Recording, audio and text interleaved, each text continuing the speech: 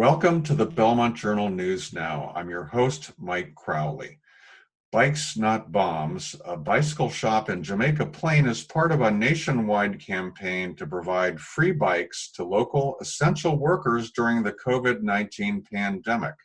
Belmont residents are also contributing to this effort. Belmont Journal citizen reporter Komako Akai Whitelaw brings us the bike match story. Bikes back up, in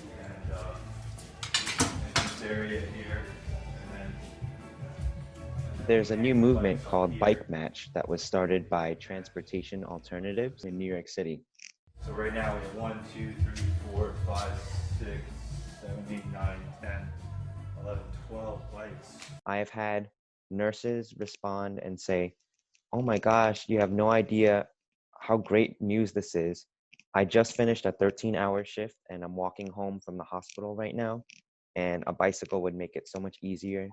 We've heard that from many different people saying, now my wife can have the car with the kids while I commute to the hospital and I don't have to risk getting infected on the train. There's a partner organization called Safe Lanes, and Stephen Braish in San Francisco wanted to set up Bike Match across the country.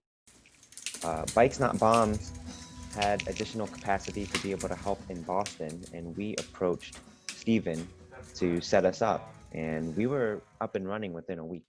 Bikes Not Bombs, we were the first bike shop in the country to respond to the call to action.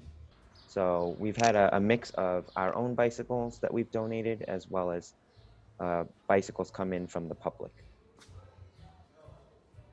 The way it works is we've set up an online kind of infrastructure to match donors and people who are in need of a bicycle. We are prioritizing essential workers, just given the needs that are out there.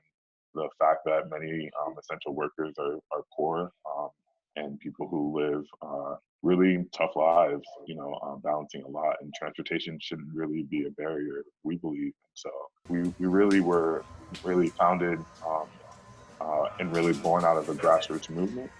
And that grassroots support has stuck with us all 36 years that we've been around.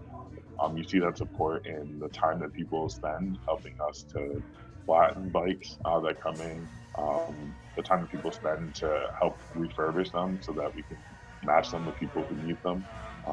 The donors that are out there that are helping to fund our work are super critical. There's a number of supporters in Belmont of Bikes Not Bombs, and different folks helping with the collection of bikes, helping with the bike drives and have had an ongoing role with Bikes Not Bombs and helping them with their missions. The bike match, it's an excellent fit because they've, since their founding, they've been collecting bikes to help their international programs. And they have a very successful youth program that for many years in Boston has been helping low-income youth get connected to bikes, learn how to fix them, learn how to ride them, and then be able to earn bikes as they're able to work with the organization.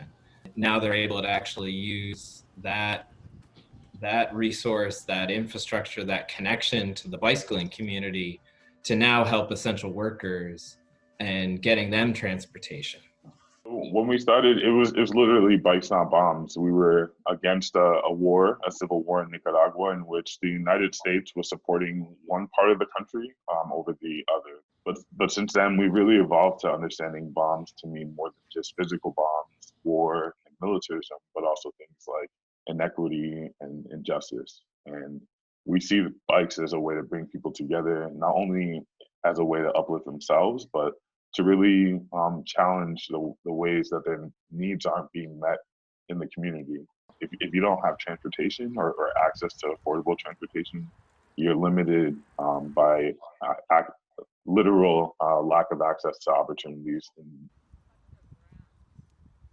And I think within the cycling community that there's I've always experienced a long history of just folks helping each other always. And And so to be able to bring that experience and bring that community to others is really a big part of what I like to be part of, and a big part of my attraction to Bikes Not Bombs, that they're trying to do that at the local level and on a global level.